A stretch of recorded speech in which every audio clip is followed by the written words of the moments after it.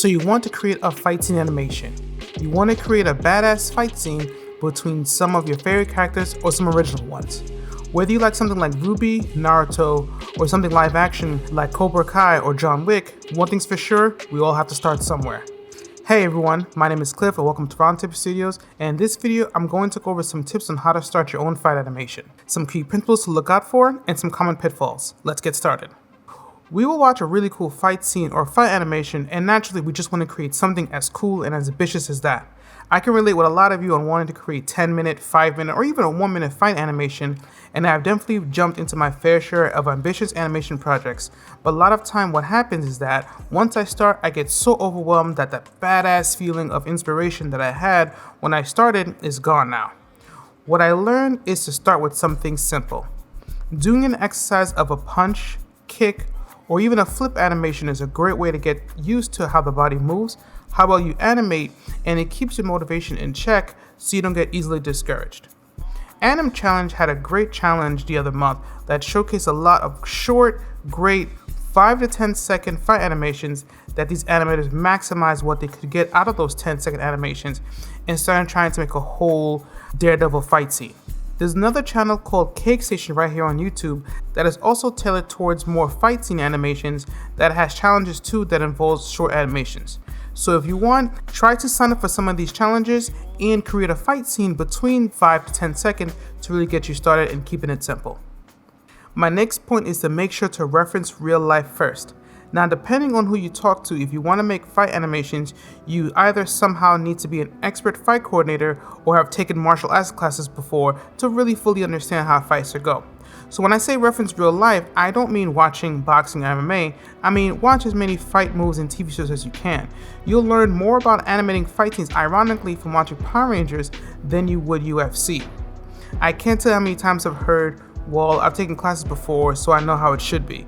The point of a fight is to take down your opponent with little to no telegraphing your moves as possible. In an animation, one of the key principles is anticipation, so the audience has to see the wind-up to the move that you're using. It doesn't have to be a Looney Tunes wind-up, but you're an animator first, not a martial artist. So when you're making fight animations, it should be more like show fighting than anything. If there's any other way you want to go ahead and have anticipation, even watching video game wind-ups or anticipation will help. A lot of times they'll even show you a very quick wind-up, but it's very clear about what the character is doing.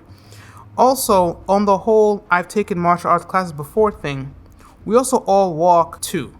Now, does that mean that we all should inherently know how to make a walk cycle because we do it every day?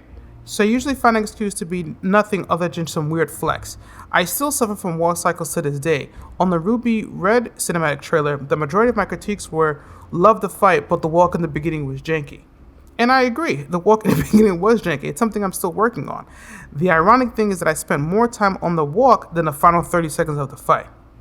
Take your favorite TV show or movie and try to recreate the fight.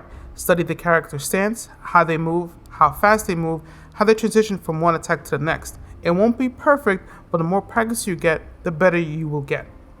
It doesn't have to be long either. Remember, like the first tip, take 5 seconds of the fight, recreate it, then start off with a new clip.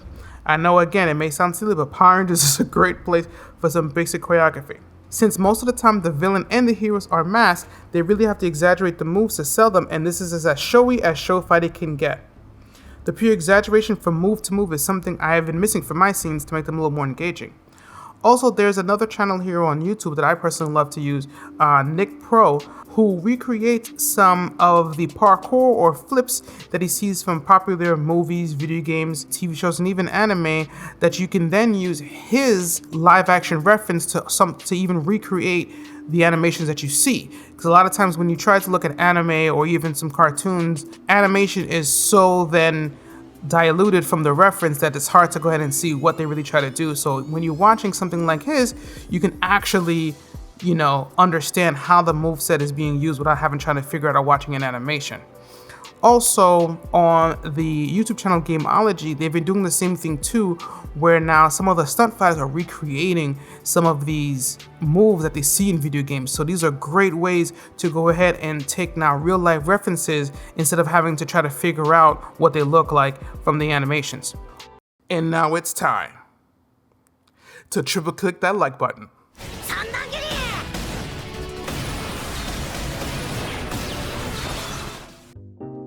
Once you've mastered that, start combining different parts of the fights you see and mash them together.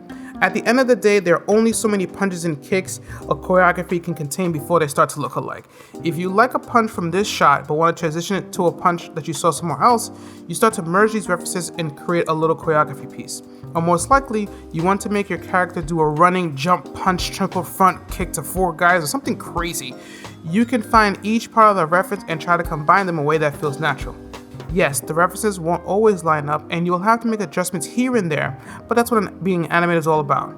Trust me, you might be surprised by what you come up with. There are some Marvel and DC mashups also here on YouTube that show some seamless transitions from one clip to the next that can act as an idea of what I'm talking about. I would argue that combining different references to this matter is probably the best way to gather references for a choreography that looks good if you don't necessarily know where to start. I remember how it was when I started to do my own fight animations. You don't really know where to start, what looks good, how to make it look good, and then when you look up tutorials on how to animate fight scenes, there really isn't that much online than a few tutorials here and there, which is fascinating to me since there's quite a number of us on YouTube that make fight animations from small creators to big time creators. It's been a while since I've done tutorials like this and I'm happy to be back to give you guys all the information I know and more. I wanted to speak to the guys starting out. I wanted to speak to my 17, 18-year-old self who started doing animations and wish I had somewhere to look. I put together a Combat Animator Starter Kit which has some pretty neat things that I think would look great for anyone looking to get started. Everything in this starter kit is tailored for Blender. I still love Maya and Unreal Engine with all my heart and will still be using those to create some of my animations. And if I do, I will let you know, but I know a lot of you guys, if not the majority of you, use Blender. So I figured that I would make it tailored towards that. So what is in this Combat Animator Starter Kit, you may ask? Well, first things first, you need some rigs. These are the Mixamo mannequin rigs fitted for Blender. Nothing too crazy here, some simple rigs I made that can cover the basics.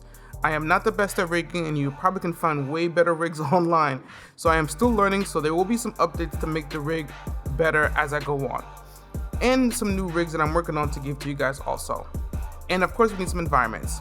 Here are some environments I have found online, and the more I find, the more I will add, so you will get an email updating you when new things are updated. Next is a sound effects pack. There is a combination of sounds I found on the internet, packs that others have shared with me, bits in here and there from other video game sounds that are nicely organized to really make your animations sound fantastic. No more boring sounds that sound lackluster, now you can really make it sound like it hurts. And while we're on sound, how about some background music?